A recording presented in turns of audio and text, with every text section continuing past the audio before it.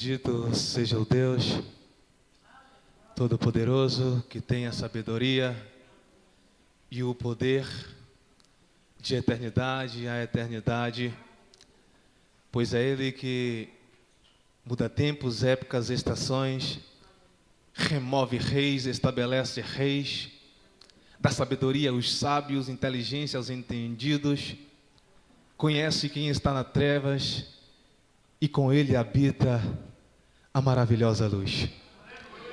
Na maravilhosa noite desse dia de hoje, eu desejo a graça e a paz da parte do nosso bom Deus e Salvador Jesus Cristo para a amada igreja. Que Deus em Cristo esteja vos abençoando. Para mim sempre é motivo de gratidão e eu tributo a Deus toda a glória e toda a honra pela oportunidade que a mim é concedida de estarmos juntos aqui para adorarmos ao Senhor e ouvirmos a palavra dEle. Eu agradeço ao pastor Isalberto pela confiança, por conceder o púlpito para estar ministrando. Que Deus em Cristo esteja abençoando o pastor. Um amigo, na verdade, já considero como amigo em Cristo, irmão e amiga em Cristo, e aos demais irmãos também pastores. Sem muitas delongas, abra sua Bíblia, por gentileza, no quarto evangelho, segundo escreveu João, quarto evangelho de Jesus, escrito pelo evangelista João, no seu capítulo de número 3. Quem for achando, por gentileza, põe-se em pé em reverência à palavra do Senhor. Também quero parabenizar a programação na direção do grupo de homens. Que Deus esteja abençoando vocês. Tudo lindo para a glória e para a honra do nome do Senhor. Capítulo 3, versículo de número 16. É um verso que todo mundo conhece. Está escrito: porque Deus amou ao mundo de tal maneira que deu o seu Filho unigênito, para que todo o que nele crê não pereça, mas tenha a vida eterna. Para que todo aquele que nele crer não pereça, mas tenha a vida eterna. Podemos assentar. Por ser um culto dos homens, na direção dos homens, é claro que Deus ele fala não só aos homens, mas fala a crianças, jovens, adolescentes, adultos, a toda a igreja. E hoje nós vamos falar sobre o maior homem que a humanidade presenciou, o maior homem que a humanidade teve o privilégio de receber. Não é Sócrates, não é Platão, não é Aristóteles, não é Alexandre o Grande, não. Não é Buda, não é Maomé, não é Allan Kardec, não. Eu estou falando da pessoa de Jesus Cristo. Aquele que não estudou psicologia, mas sabe curar as doenças da alma como ninguém. Aquele que nunca se alistou em um exército, mas a Bíblia diz que ele nunca perdeu e jamais perderá uma batalha. Aquele que nasceu em uma família humilde, mas ele é o dono do ouro e da prata. Aquele que é o pão para o faminto e a água para o sedento. Que apesar de nunca ter estudado ciência, mas a Bíblia diz que onde ele passava, cego enxergava, paralítico andava, morto ressuscitava, porque ele é o médico dos médicos. É sobre este homem que vamos pensar nessa noite e que vamos refletir. Pois quando a Bíblia diz que porque dele, e por ele e para ele são todas as coisas, esta expressão se refere a Jesus Cristo. E o texto em que em pauta lemos, o centro é Jesus. Mas para chegarmos a uma conclusão melhor deste Jesus, nós temos que pegar do início, fazer uma trajetória para a conclusão do fim. Eu queria dar um simples tema para essa mensagem. Tema este: a redenção da humanidade. Porque o Redentor é o próprio Cristo. A Bíblia diz que de eternidade a eternidade Deus é. Então o plano da redenção, da salvação, não foi feito quando Jesus veio como homem. Não foi feito quando o pecado entrou na humanidade. Deus não foi pego de surpresa pelo pecado de Adão. Pelo contrário, Ele é um Deus onisciente. Ele já preparou desde a eternidade passada este plano. Gênesis capítulo 1 mostra Deus criando os céus e a terra. No princípio criou Deus os céus e a terra. E a terra era sem forma e vazia, e havia trevas sobre a face do abismo, e o Espírito de Deus pairava sobre a face das águas. Então disse Deus: haja luz, e houve luz. E viu Deus que a luz era boa, e fez separação entre a luz e as trevas, e chamou Deus da luz de dia e as trevas de noite. O capítulo 1 de Gênesis mostra a criação. Deus preparando todo o ambiente, Ele trazendo a existência das coisas. E o interessante é que do nada Deus fez tudo, porque Ele não precisa de alguma coisa para formar a outra. A única pessoa no universo que tem poder para criar alguma coisa é Deus, porque criar é fazer surgir a partir do nada.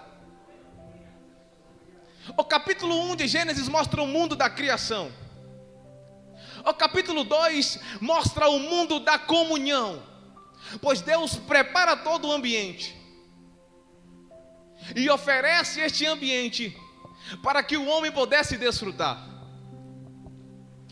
E o homem desfrutava de uma comunhão tamanha com Deus, que ele tinha a oportunidade de se relacionar com o Senhor cotidianamente.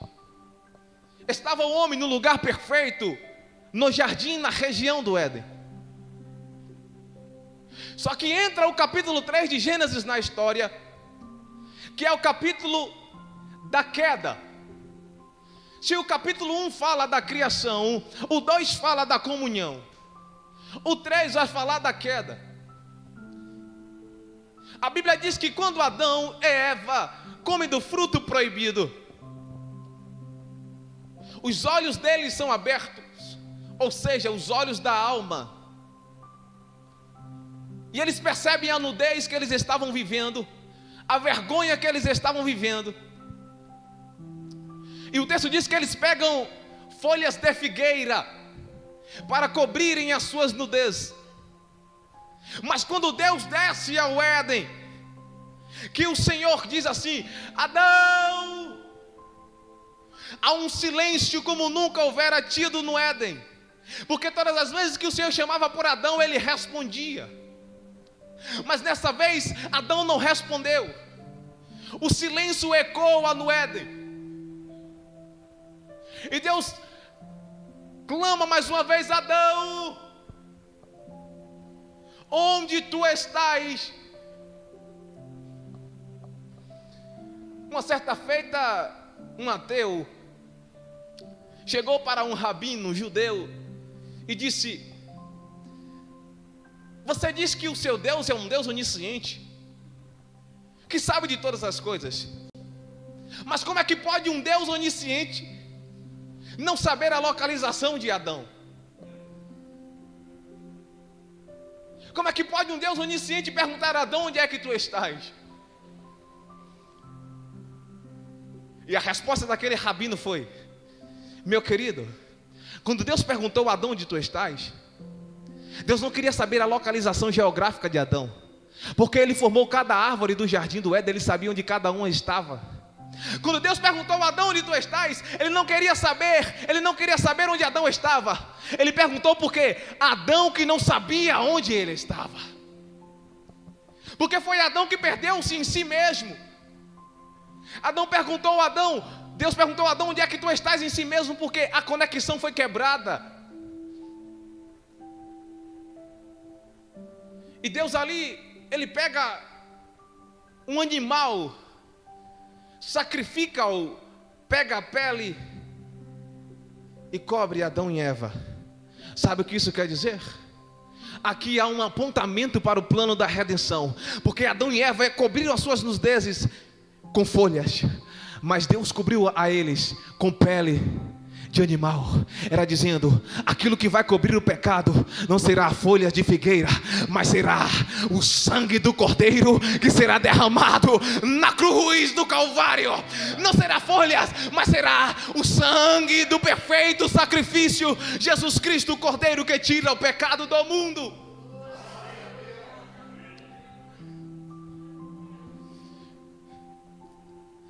O interessante é que o capítulo 1 é criação, o capítulo 2 é comunhão e o 3 é queda. Se nós pegarmos os 2 primeiros capítulos da Bíblia e os 2 últimos capítulos da Bíblia, nós vamos ver um detalhe interessante. Capítulo 1 de Gênesis fala que Deus criou os céus e a terra.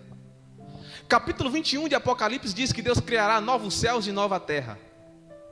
Capítulo 2 de Gênesis fala da comunhão de Deus com o homem. E no capítulo 22 de Apocalipse fala da comunhão de Deus com o homem na eternidade. Ou seja, se o pecado não tivesse entrado no mundo, o capítulo 3 de Gênesis seria Apocalipse 21 e 22.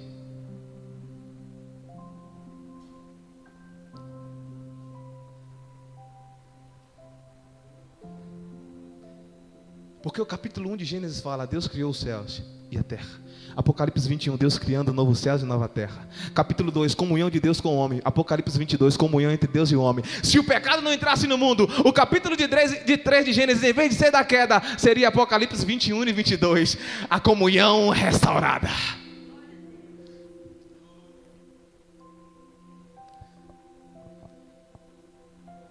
Desde então Deus vai ter que levantar homens para que possa oferecer sacrifícios a Ele, para que talvez possa agradá-lo.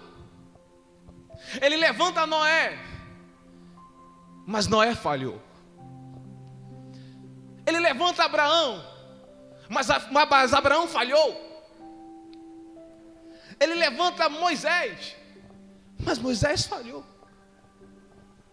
Ele levanta Davi, mas Davi falhou. Deus dá uma lei de sacrifícios para que o pecador não pudesse morrer, mas um inocente pudesse morrer no lugar dele, um animal. Mas a lei não pode resolver o problema do pecado, pelo contrário, a lei só apontava: pois toda alma que pecar morrerá. Mas enquanto a lei trazia a morte, a graça iria trazer vida. Enquanto a lei trazia separação, a graça iria trazer comunhão. Enquanto a lei iria trazer afastamento, a graça iria trazer reconciliação.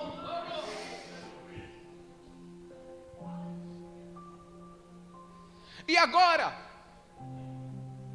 Deus levanta profetas para trazer uma mensagem dele ao povo, para ver se o povo se convertesse, para ver se o povo se voltasse para Deus em sua santidade. 2 profetas que nós conhecemos muito bem, Elias e Eliseu. Homens que tinham autoridade dada por Deus sobre o fogo, sobre a água.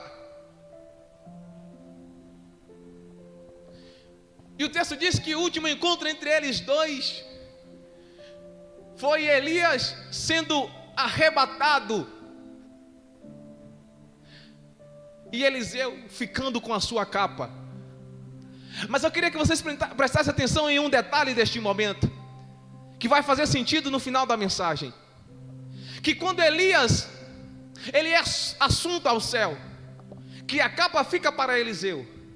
Eliseu pega as suas vestes e reparte em 2 partes. Quantas partes? Quantas partes? Eliseu reparte suas vestes em 2. Por quê? Vamos entender lá na frente. Então Deus levanta homens, mas só que estes homens não conseguem atingir o nível que Deus queria.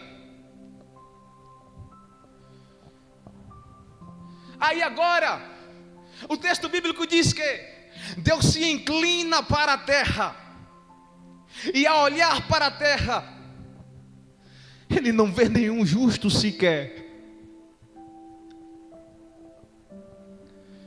Não há um justo sequer. Não há quem clame a Deus. Não há um justo. Deus faz uma reunião nos céus e lança uma pergunta: a quem enviarei? Quem há de ir por nós? Há um silêncio nos céus. Os serafins se calam. Os querubins não se movem.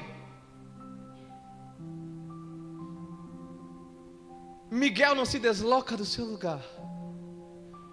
Nenhum anjo fala uma palavra. Mas no meio do silêncio, uma voz ecoa, quebrando todo aquele paradigma, dizendo: eis-me aqui, envia-me a mim.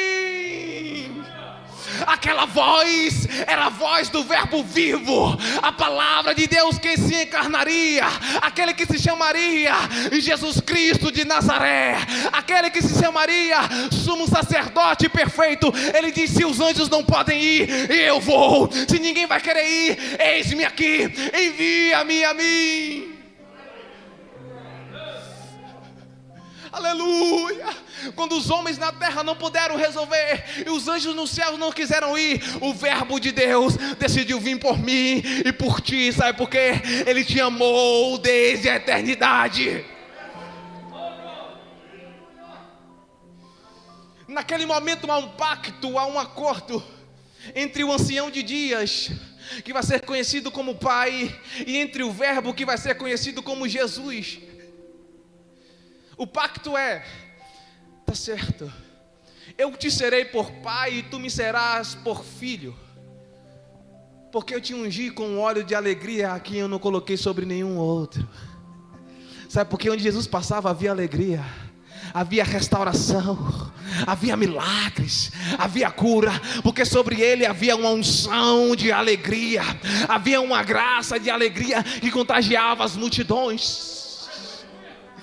Envia-me a mim. Talvez você possa se perguntar: mas irmão Ney, isso está escrito em Isaías capítulo 6, versículo 8. É só você ler lá em Pedro capítulo 1, versículo 11, que os profetas vivenciaram aquilo que o Espírito de Cristo estava sobre eles. Eles não sabiam que estavam vivenciando algo profético.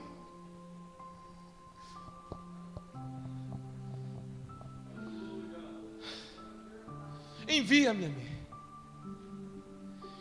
E o verbo se faz carne, ou seja, ele se torna homem, no ventre de uma adolescente chamada Maria. Ele nasce já rei.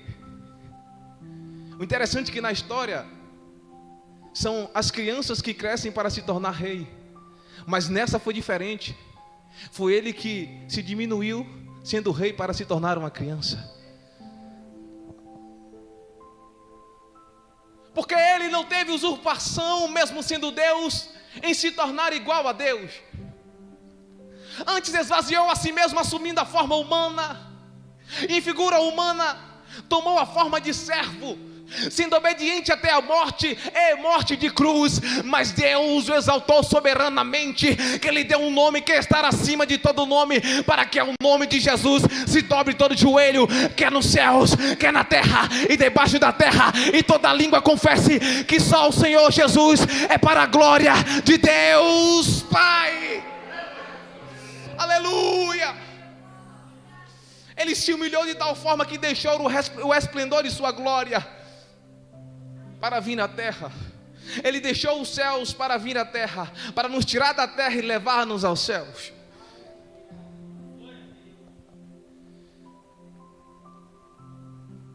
Em seus 3 anos e meio de ministério,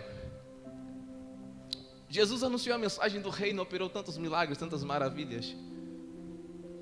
Mas quando chegou nos seus últimos instantes para enfrentar a cruz, uma noite fria em um lugar chamado Getsemane, prensa das oliveiras, ele começa a orar tão intensamente e sentir uma dor antecipada tão profunda, que as suas células começam a se romper, e ele começa a suar, e também sangue começa a extrair do seu corpo. Era a dor prévia da cruz. De repente chegam os soldados, amarra-o, prende-o. Na manhã do dia seguinte, ele vai ser julgado. E nesse julgamento, ele recebe uma sentença de receber uma quarentena de açoites, 40 chicotadas.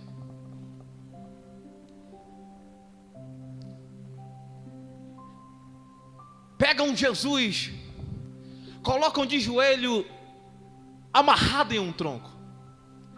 2 soldados fortes romanos, um à sua direita, outro à sua esquerda. Aqueles chicotes que tinham 12 tiras, 6 de cada lado, que cortavam como navalhas. Cada chicotada que ele recebia eram 12 cortes no seu corpo. Haviam chumbos em suas pontas para cortar. Um ficava à sua direita, outro à sua esquerda, para que quando um batia, outro puxava, para que Jesus não tivesse oportunidade de respiração. Tinha chicotes que tinham ossos de carneiros em suas pontas, que quando batia sobre Jesus, que puxava, pedaços de carne vinham juntos. Os seus ossos foram vistos pelas pessoas que estavam ao redor. Mas a Bíblia diz que ele tinha que ser levado como ovelha muda ao matador. As chicotadas que rasgavam seu corpo. Pegaram uma coroa de espinho de acácia, encravaram em seu crânio. Aqueles espinhos eram tão malignos que em algumas madeiras eram usadas como pregos, que chegou quase a tocar o olho de Jesus por dentro. O que mantinha a coroa presa na sua cabeça eram os espinhos encravados. Certamente ele tomou sobre si as nossas dores, e as nossas enfermidades ele levou sobre si. Nós o reputávamos por aflito e ferido de Deus, rejeitado pelos homens. O castigo que nos traz a paz estava sobre ele, mas pelas suas feridas nós fomos sarados. Fomos sarados, fomos sarados. Ele foi ferido para que você pudesse receber a cura.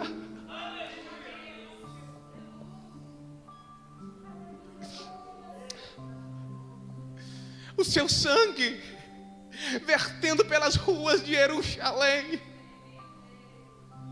Mas este sangue carmesim tinha poder de cobrir o pecado que as folhas de figueira não teve. Aleluia! O poder que a lei não tinha, esse sangue tinha, de restaurar o homem a Deus. A via dolorosa, 600 metros.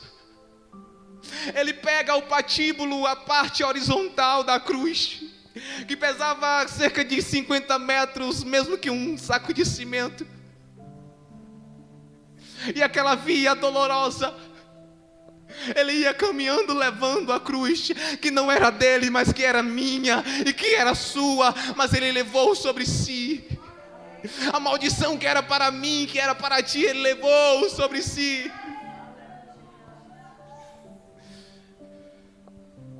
Chegou um momento que Jesus estava tão fragilizado, pois estava sem se alimentar desde a noite passada, sem beber água, perdendo o sangue desde a noite passada, recebendo chicotadas, perdendo o sangue, que ele titubeou para cair.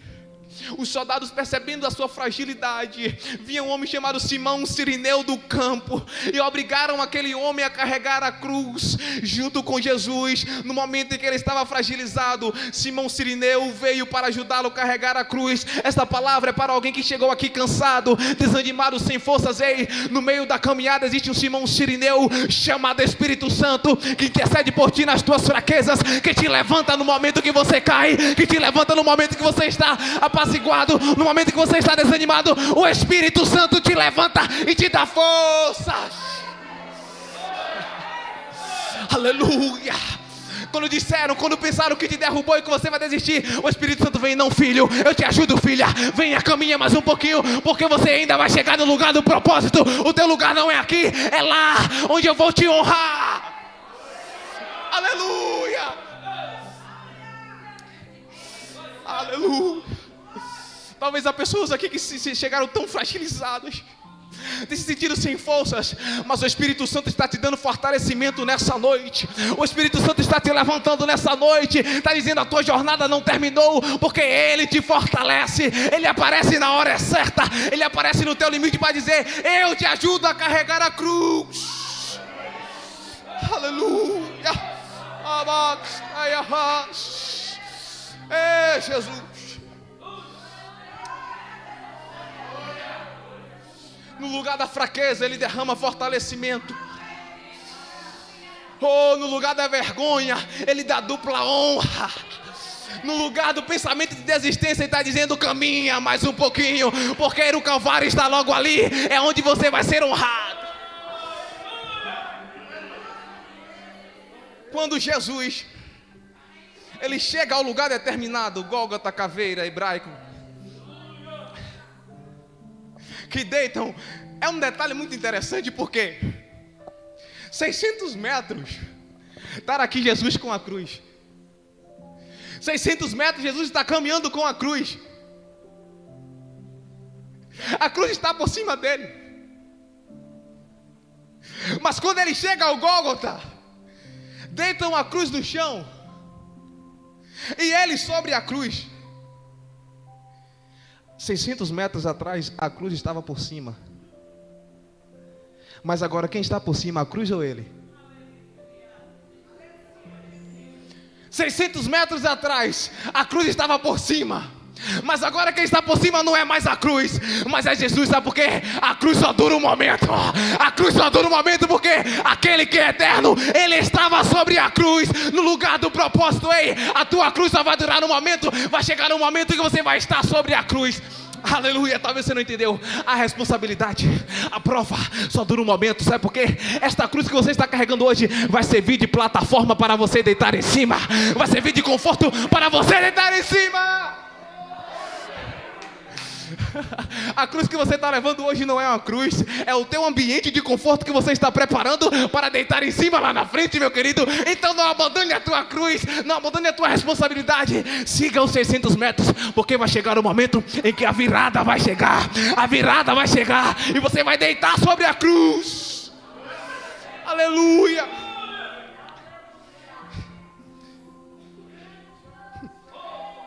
Jesus é pregado. Ele é levantado na cruz.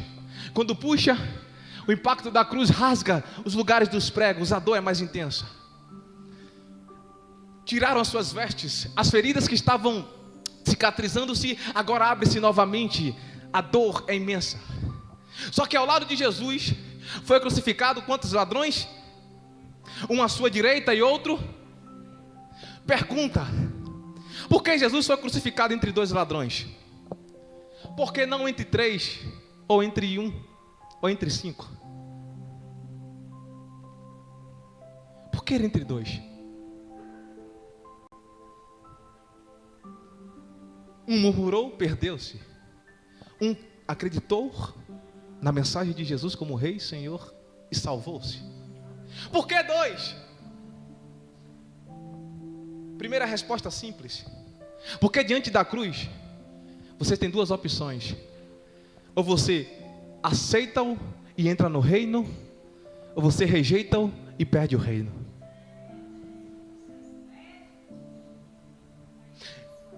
Ou você diz não e perde, Você diz sim e ouve: ainda hoje estarás comigo no paraíso.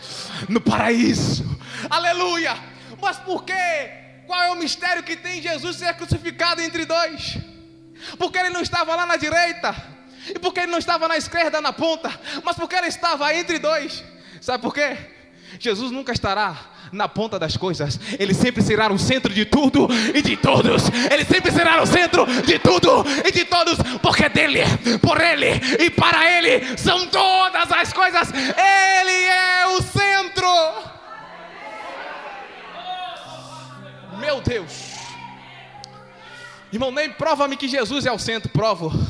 Toda a Bíblia prova que Jesus é o centro. De Gênesis a Apocalipse, Jesus, ele é o centro. Venha comigo. Em Gênesis, ele é a semente da mulher. Em Êxodo, ele é o cordeiro pascual. Em Levítico, ele é o sacrifício perfeito. Em Deuteronômio, ele é, aleluia, o profeta que há de vir. Em Números, ele é a rocha ferida. Aleluia. Em Josué, ele é o capitão da nossa salvação. Em Juízes, ele é o juiz perfeito. Em Ruth, ele é o parente remidor. Em Samuel, ele é o rei prometido. Em Reis, ele é o rei esperado. Em Crônicas, ele é o descendente de Davi. Em Esdras, ele é o ensinador. Em Neemias, ele é o edificador da igreja. E as portas do inferno não prevalecerão contra ela. Em Esther, ele é a providência divina. Em Jó, ele é o redentor que morreu, mas ao terceiro dia ressuscitou. Em Salmos, ele é o bom pastor. Em Provérbios, ele é a sabedoria divina. Em Eclesiastes, ele é o pregador. Em Cantares, ele é o amado da minha, ele é o amado da sua, ele é o amado das nossas almas. Em Isaías, ele é o maravilhoso, um conselheiro, um Deus forte para a eternidade e príncipe da paz. Em Jeremias, ele é o oleiro que modela o vaso. Em Lamentações, ele é o consolador no tempo da angústia. Em Ezequiel, ele é o filho do homem. E em Daniel, ele é o homem que passeou no meio do fogo com Sadraque, Mesaque e Abednego. Em Oséias, ele é o esposo fiel. Em Joel, ele é aquele que batiza no Espírito Santo. Não sei se tem alguém aqui que já recebeu essa virtude.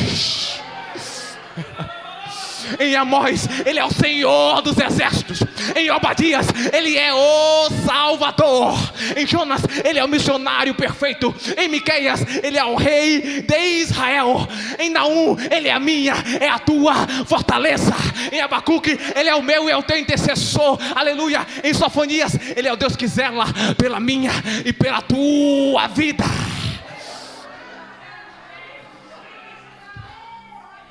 Em Ageu, ele é a glória da última casa. Em Zacarias, ele é o renovo de justiça. E em Malaquias, ele é o sol da justiça, que brilhará, trazendo redenção e salvação para a minha e tua vida e para toda a humanidade. Quem crê nessa mensagem pode dar um glória ao Senhor.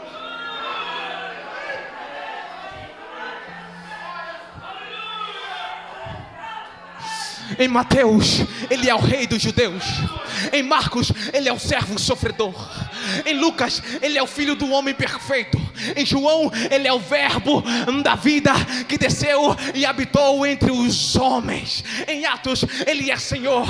Em Romanos, ele é justificador. Em 1 de Coríntios, ele é o Cristo ressurreto. Em 2 Coríntios, ele é a minha e é a tua recompensa. Aleluia. Em Gálatas, ele é libertador. Em Efésios, ele é o cabeça do corpo da igreja. Em Filipenses, ele é a alegria da igreja. Em Colossenses, Jesus é a plenitude de Deus. Em 1 Timóteo, em 1 Tessalonicenses, ele é o Senhor que há de vir. Em 2 Tessalonicenses, ele é a minha e a tua esperança. Em 1 Timóteo, ele é mediador entre Deus e os homens. Em 2 Timóteo, ele é o perfeito juiz que irá julgar todos os povos. Em Tito, ele é o nosso modelo perfeito. Em Filemão, ele é o nosso mestre. Aleluia. Em Hebreus, ele é o nosso sumo sacerdote eterno, que intercede pelos meus e pelos teus pecados. Em Tiago, ele é o legislador. Em 1 de Pedro, ele é a pedra angular rejeitada pelos homens. Em 2 de Pedro, ele é a nossa força. Em 1 João, ele é o caminho. Em 2 João, ele é a verdade. Em 3 João, ele é a vida. Em Judas, ele é a minha e a tua proteção. E em Apocalipse,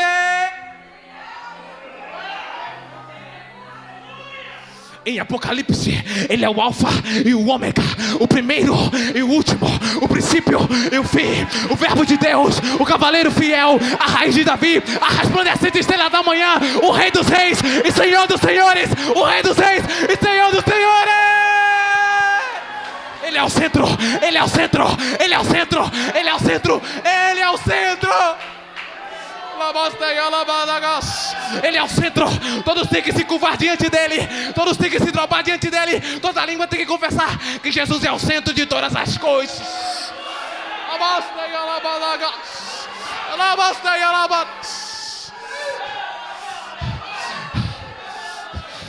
Ele é o centro que cura, ele é o centro que salva, ele é o centro que liberta, ele é o centro que restaura, ele é o centro que renova, ele é o centro que transforma, ele é o centro que traz de volta, ele é o centro que reconcilia, ele é o centro da redenção da humanidade.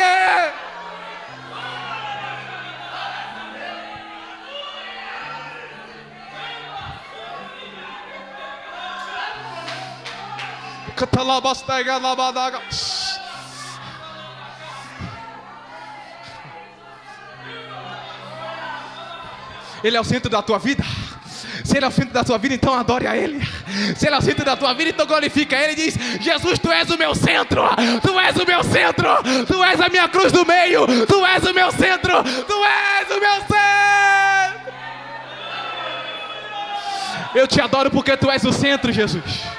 Eu te glorifico porque tu és o centro, Jesus. Eu te amo porque tu és o centro, Jesus. Eu me rendo diante de ti porque tu és o centro de todas as coisas.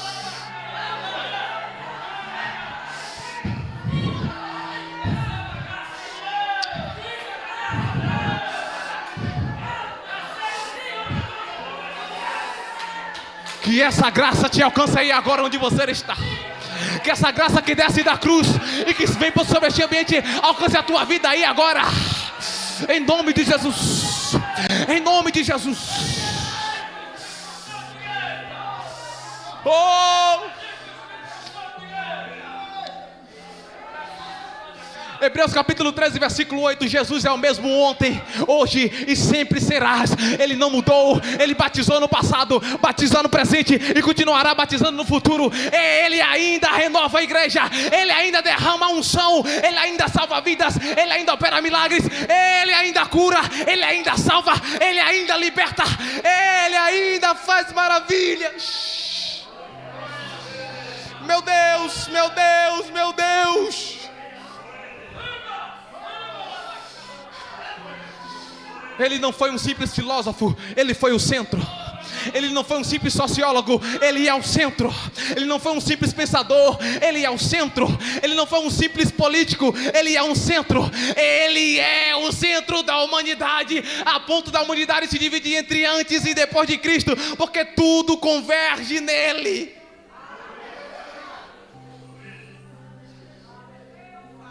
Tem muitos que estão na cruz da esquerda, indeciso. Mas Jesus está dizendo: olhe para o centro. Olhe para o centro, porque é do centro que vem a cura. Só que quando Jesus estava em cima da cruz, mandaram ele descer, certo? Por que Jesus não desceu? Porque onde ele teria poder de perdoar pecados era em cima da cruz e não embaixo.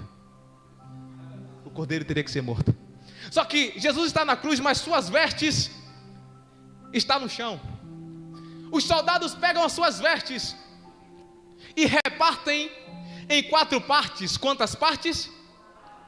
Alguém me traz a memória novamente.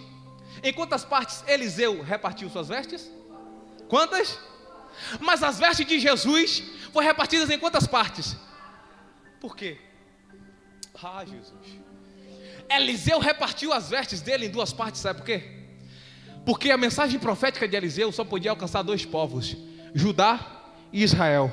Mas porque era de Jesus foram repartidas em 4 partes. Ele dizendo, a mensagem de Elias e de Eliseu só alcançaria 2 povos, Israel e Judá. Mas a minha mensagem não só alcança 2, mas os 4 cantos da terra, norte, sul, leste, oeste, oriente e ocidente. Porque a mensagem dele tem poder. A mensagem dele tem poder de alcançar os 4 cantos da terra. O altar de sacrifício tinha 4 pontas, dizendo, a mensagem da cruz vai alcançar os 4 povos. A cruz de Jesus também tinha 4 pontas, dizendo, a mensagem do centro vai alcançar os 2, não, os 4 povos da terra. Porque a mensagem dele preenche todo o ambiente. A mensagem dele preenche todo o cosmos, todo o universo. Porque ele é o centro que preenche todas as coisas.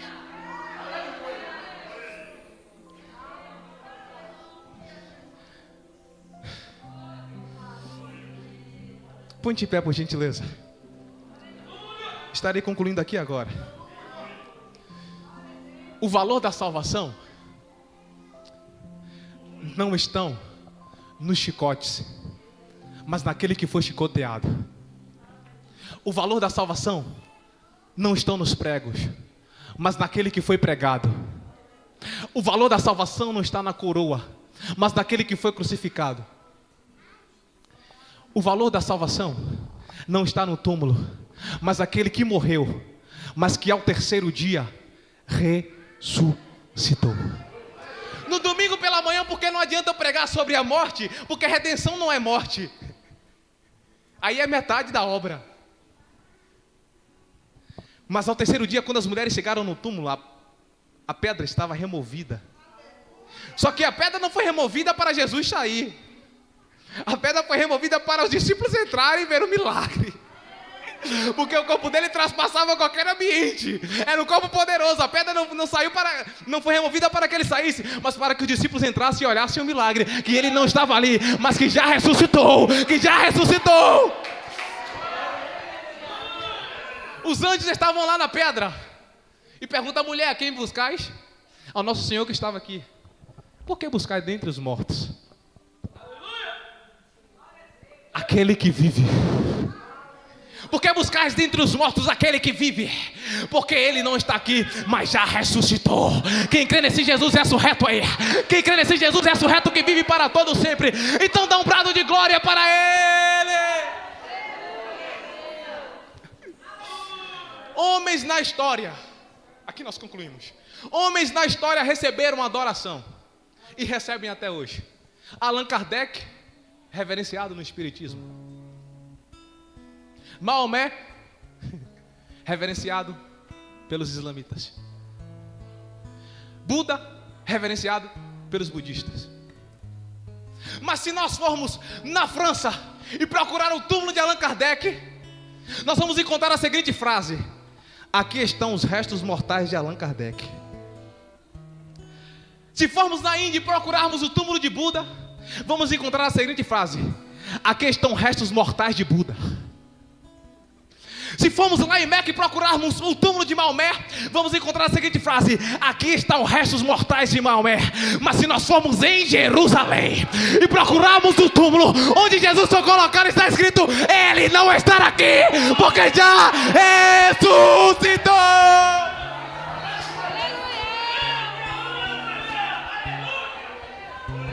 Ele ressuscitou, Ele ressuscitou, Ele é o teu Redentor, Ele é o meu Redentor. A cruz não deteve, a morte não deteve, mas Ele é